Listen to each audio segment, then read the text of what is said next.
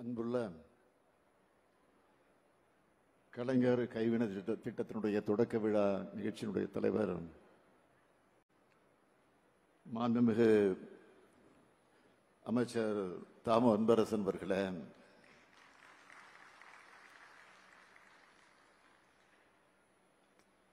நாடாளுமன்ற உறுப்பினர் முன்னாள் ஒன்றிய அமைச்சர் திரு டி.ஆர். பாலு அவர்களே, நாடாளுமன்ற உறுப்பினர் திரு செல்வம் அவர்களே, சட்டமன்ற உறுப்பினர்கள், தமிழக காங்கிரஸ் கட்சியினுடைய தலைவர் திரு செல்வ பெருந்தகை அவர்களே, திரு இ. கருணாநிதி அவர்களே, திரு எஸ்.ஆர். ராஜா அவர்களே, திரு எஸ்.எஸ். பாலாஜி அவர்களே, திரு வரலட்சுமி மதுசூதன் அவர்களே, திரு பாபு அவர்களே, தொடக்கத்தில் வரவேற்று மகிழ்ந்திருக்கக்கூடிய தலைமைச் செயலாளர்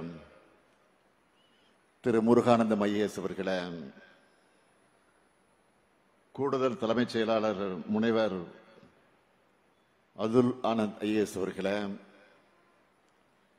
செயலாளர் வீரராகவர் அவர்களே, ஆணையர் திரு நிர்மல்ராஜ் ஐஏஎஸ் அவர்களே, காஞ்சிபுரம் மாவட்டத்தினுடைய ஆட்சித்தலைவர் திருமதி கலைச்செல்வி மோகன் ஐஏஎஸ் அவர்களே, உள்ளாட்சி அமைப்புகளின் பிரதிநிதிகளே, அரசு உயர் அலுவலர்களே, கலைஞர் கைவினை திட்டத்தின் கீழ் பயன்பெற இருக்கக்கூடிய பயனாளி பெருமக்களே, பெரியோர்களே, தாய்மார்களே,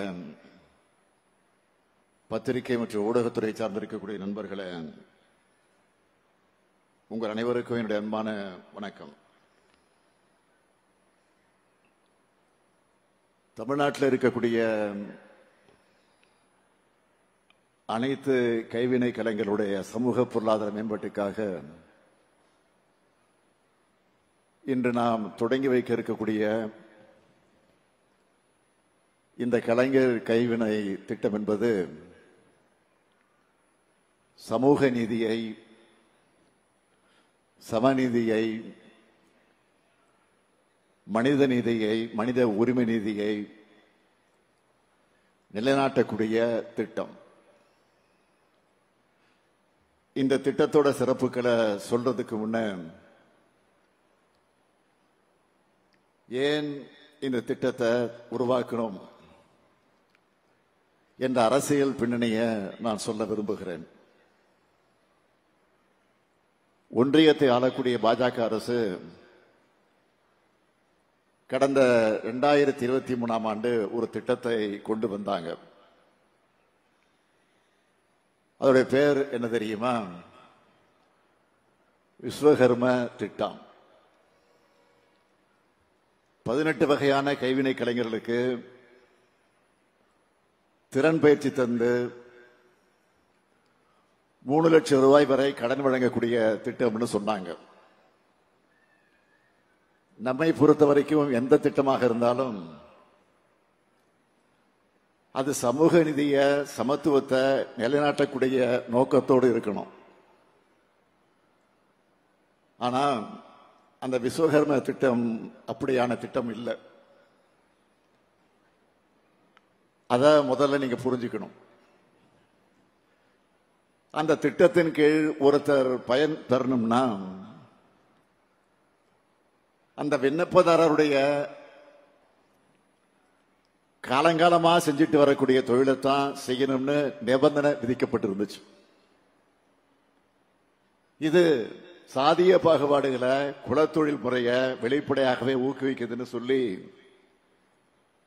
நாம கடுமையாக எதிர்த்தோம். அது மட்டும் இல்ல, விண்ணப்பிக்க வர்றவங்களுக்கான குறைந்தபட்ச வயது 18ன்னு நிர்ணயிக்கப்பட்டு இருந்ததை பார்த்து எனக்கு அதிர்ச்சியும் வேதனையும் உண்டாச்சு.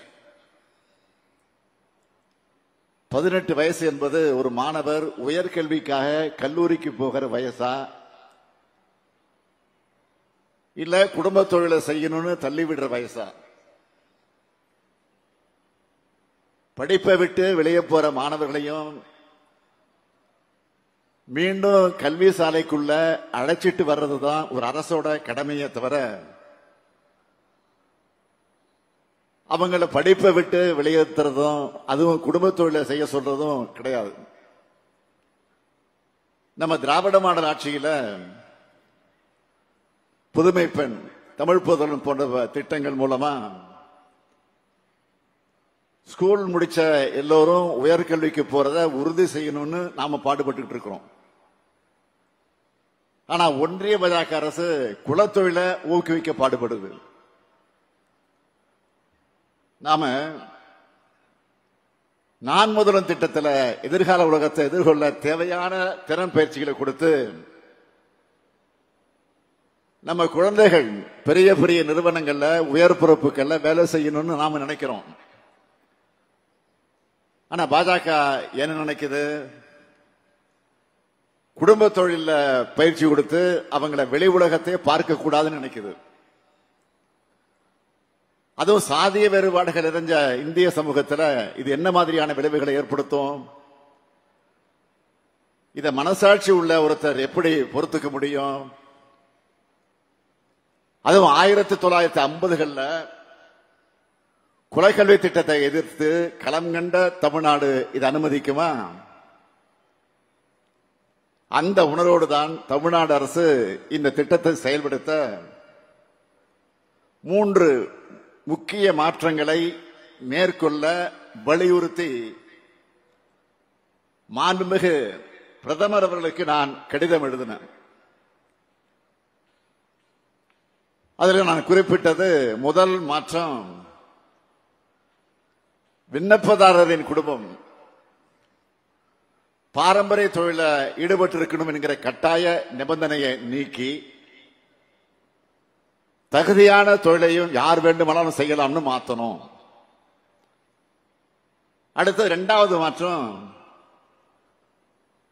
விண்ணப்பிக்க குறைந்தபட்ச வயது வரம்பை 18 35 உயர்த்தணும்.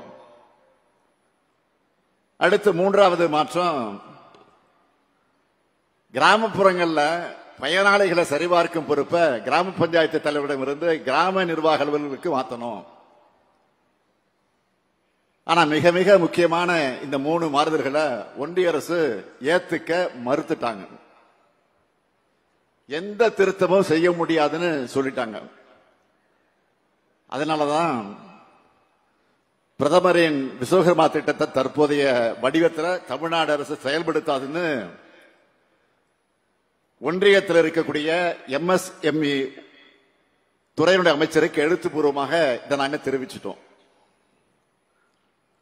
அதே நேரத்தில் கைவினை கலைஞர்களின் வாழ்வாதாரத்தை முன்னேற்றுறது அதுல நாங்க உறுதியாக இருக்கோம். அதுக்காக சாதி அடிப்படையில் பாகுபாடு காட்டாத ஒரு திட்டத்தை உருவாக்க நாங்க முடிவு பண்ணோம். அதன்படி உருவானதுதான் இந்த கலைஞர் கைவினை திட்டம் என்பதை நீங்க புரிஞ்சுக்கணும்.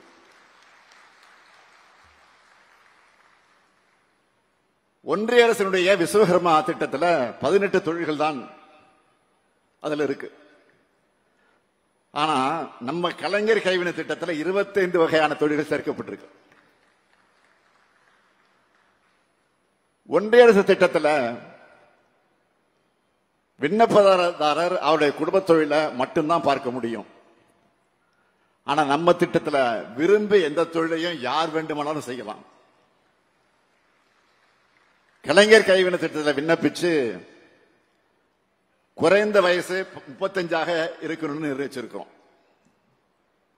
அதனால கல்லூரிக்கு போற வயசுல குடும்ப தொழிலை பார்த்தா போதும்னு எந்த மாணவரும் நினைக்காம இருக்கிறத உறுதி செஞ்சிருக்கிறோம். இந்த திட்டத்தில் 50,000 முதல் 3 லட்சம் வரை மானியத்தோடு கடன் வழங்கப்படுது. விஸ்வகர்மா திட்டத்தில் மானியம் கிடையாது. இதுவரை 24,907 விண்ணப்பங்கள் வந்திருக்கு. இதுவரை 24,907 விண்ணப்பங்கள் இதுவரைக்கும் வந்திருக்கு.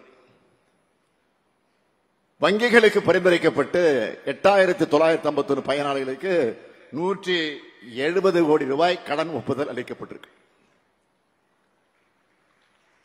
கலைஞர் கைவினை திட்டமானது தமிழ்நாட்டில் இருக்கக்கூடிய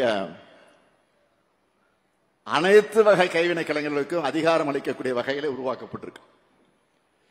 யாரையும் விளக்காம, சமூக பாகுபாடு பார்க்காம உருவாக்கப்பட்டிருக்கு.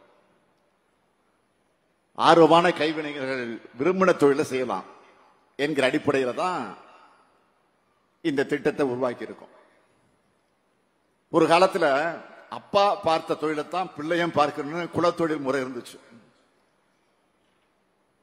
அந்த அடிப்படையில் தொடக்கத்திலே நான் சொன்ன மாதிரி அப்பா தொழிலை மகனுக்கு கற்றுத்தர குலக்கல்வி முறைய ராஜாஜி ஆட்சி காலத்தில் உருவாக்கினாங்க. அப்போ இதுக்கு எதிராக தந்தை பெரியாரும் பேரறிஞர் அண்ணாவும் போராடினாங்க. பெருந்தலைவர் காமராஜர் அவர்கள் தான் அந்த முறையை திரும்ப பெற்றார். இத்தனை ஆண்டுகளாகியும் சிலரோட மனசுல இருந்து அந்த பழமைவாதம் இன்னும் போகல என்பதன் அடையாளம் தான் விஸ்வகர்மா திட்டம். அதை எதிர்த்து நம்ம திராவிட மாடல் அரசு சமூக நீதி திட்டமா கலைஞர் கைவினை திட்டத்தை உருவாக்கி இருக்கு. இதுதான் காலத்துடைய வெற்றி, இதுதான் திராவிட இயக்கத்துடைய வெற்றி. போராடும் இடத்திலிருந்து நம்ம மாற்று திட்டத்தை உருவாக்குற வளர்ச்சியை அடைஞ்சிருக்கிறோம். இது ஒரு கட்சியின் ஆட்சி அல்ல, ஒரு கொள்கையின் ஆட்சி. நான் தொடர்ந்து சொல்லிட்டு வரேன். அந்த அடிப்படையில் தான் இது போன்ற திட்டங்களை தீட்டுறோம். தமிழ்நாடு இன்றைக்கு மாபெரும் வளர்ச்சியை பெற்றிருக்குன்னு சொன்னா பெரு நிறுவனங்களால மட்டுமே இந்த வளர்ச்சி வந்துடல. சிறு குறு நடத்துற நிறுவனங்களால தான் இந்த வளர்ச்சியை நாம சாத்தியமாக்கி இருக்கிறோம். இந்த துறைக்கு பொறுப்பேற்றிருக்கக்கூடிய நம்முடைய அருமை சகோதரர் மாண்புமிகு தாம அன்பரசன் அவர்கள் இந்த துறையை சிறப்பா வளர்த்தெடுத்து கொண்டு வருகிறார். கடந்த 10 ஆண்டுகள்ல இல்லாத அளவுக்கு MSME நிறுவனங்களை அவர் வளர்த்தெடுத்திருக்கிறாங்க. அவை பெருந்தொழிலுக்கு துணையாக இருந்து நாட்டின் இன்க்ளூசிவ் மற்றும் ஆல்ரவுண்ட் சமூக வளர்ச்சிக்கு குறிப்பிடத்தக்க பங்களிக்கிறது. உள்ளூர் வளங்களை பயன்படுத்தி அந்த பகுதி மக்களுக்கு வேலை வாய்ப்பு வழங்குறதுல மக்கள் வேலை தேடி தொலைதூரங்களுக்கு இடம்பெயராது பெருமளவு தடுக்கப்படுது. MSME தொழில் நிறுவனங்கள் எண்ணிக்கையில தமிழ்நாடு இந்தியாவிலே 3வது இடத்தை வகித்துக் கொண்டிருக்கிறது. தமிழ்நாட்டில் சுமார் 33 லட்சம் MSME தொழில் நிறுவனங்கள் பதிவு செய்யப்பட்டிருக்கு. இந்தியாவுடைய மொத்த எண்ணிக்கையில இது எவ்வளவு தெரியுமா? 9.4 விழுக்காடு. அனைத்து மாவட்டங்களையும் தொழில் வளர்ச்சிகளை, தொழில் முயற்சிகளை பரவலா நாம தொடங்கி வரோம். அந்த வகையில தான் கலைஞர் கைவினை திட்டமும் முன்னோடி திட்டமாக தொடங்கப்பட்டிருக்கு. கலைஞருடைய வாழ்வாதாரத்தை பாதுகாத்து அவங்க வளர்ச்சிக்காக தமிழ்நாடு கைவினை பொருள்கள் மேம்பாட்டு நிறுவனம் பூம்புகார் நிறுவனத்தை முதலமைச்சராக தலைவர் கலைஞர் அவர்கள் 1973ஆம் ஆண்டு தொடங்கி வச்சார். 2025 அவர் பேர்ல கலைஞர் கைவினை திட்டத்தை உங்களின் ஒருவனாக இருக்கக்கூடிய நான் இன்றைக்கு தொடங்கி வைக்கிறேன்.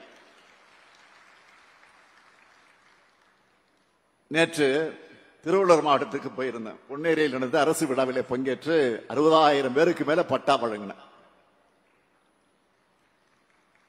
சில நாட்களுக்கு முன்பு தமிழ்நாடு சட்டமன்றத்தில் அறிமுகம் செய்யப்பட்ட சட்டத்தின் மூலமா சுமார் 15,000 மாற்றுத்திறனாளிகள் உள்ளாட்சி அமைப்புகள்ல தேர்தலே இல்லாமல் உறுப்பினர்கள் ஆக போறாங்க. இது போன்ற திட்டங்கள் மூலமாகத்தான் ஒரு முதலமைச்சரா நான் மன நிறைவை அடைந்து கொண்டிருக்கிறேன். கலைஞர் கைவினை திட்டத்தில் சேர்ந்து நிதியுதவி பெற்று தொழில் தொடங்கும் பயனாளிகள் அனைவருக்கும் என்னுடைய வாழ்த்துக்களை தெரிவிச்சுக்க விரும்புகிறேன். ஏதோ தொழில் தொடங்கினோம், வாழ்க்கையை நடத்தணும்னு இல்லாம நிறைய பேருக்கு வேலை வாய்ப்பு வழங்குகிற அளவுக்கு நீங்க உயரணும்னு மன நிறைவோடு உங்களை நான் வாழ்த்துகிறேன். துறை நிகழ்ச்சிக்கு வந்துட்டு கோரிக்கைகளை நிறைவேற்றாம போனா நீங்க விட மாட்டீங்க. அது அன்பரசன் சும்மாவே விட மாட்டார், தொலைச்சி எடுத்துருவாரு. அந்த வகையில தொழில்களை ஊக்குவிக்கவும் தொழில் முனைவோர்களுக்கு உதவுற வகையில இந்த விழாவின் மூலமாக 5 அறிவிப்புகளை வெளியிட விரும்புகிறேன். முதல் அறிவிப்பு, அறிவுசார் சொத்துரிமையான புவிசார் குறியீடு பெறுவதற்காக வழங்கப்பட்டு வரக்கூடிய மானியம் 25,000 ரூபாயிலிருந்து 1 லட்சம் ரூபாயாக உயர்த்தி வழங்கப்படும்.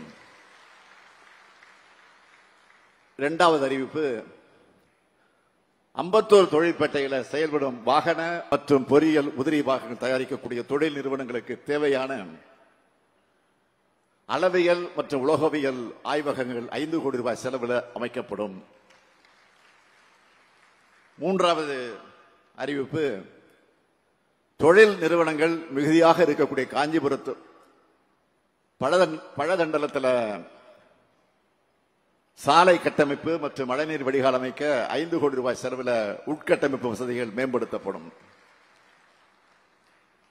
நாலாவது அறிவிப்பு, காக்கலூர் உற்பத்தியாளர்கள் தொழிற்பேட்டையில் தொழில்நுட்ப திறன் மேம்பாட்டுக்கான பயிற்சி மையம் மற்ற இயந்திர தளவாடங்கள் கூடிய பொது வசதி மையம் 3 கோடியே 90 லட்சம் ரூபாய் செலவில் ஏற்படுத்தப்படும்.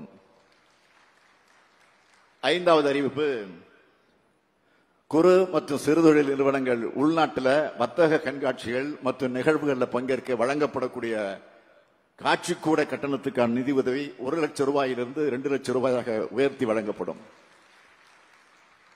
அரசு சார்பில் நாங்க வழங்குறது இந்த சிறு உதவி மட்டும்தான். அது மூலமா உரம்பெற்று உயர்ந்து வளர்ந்து நீங்களும் வாழ்ந்து மற்றவங்களையும் வாழ வைக்க வேண்டிய கடமை உங்க கையில இருக்கு.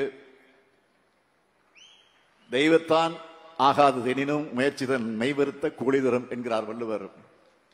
முயற்சி திருவினை ஆக்கும் என்பதை அனைவரும் உணர்ந்து உழைப்பை செலுத்துங்க. உங்க தொழில புதிய டெக்னாலஜியை பயன்படுத்துங்க, தொழிலை விரிவு செய்யுங்க, உங்களையும் உங்க குடும்பத்தையும் உங்க பகுதியும் வளப்படுத்துங்கன்னு கேட்டு வாழ்த்தி விடைபெறுகிறேன். நன்றி, வணக்கம்.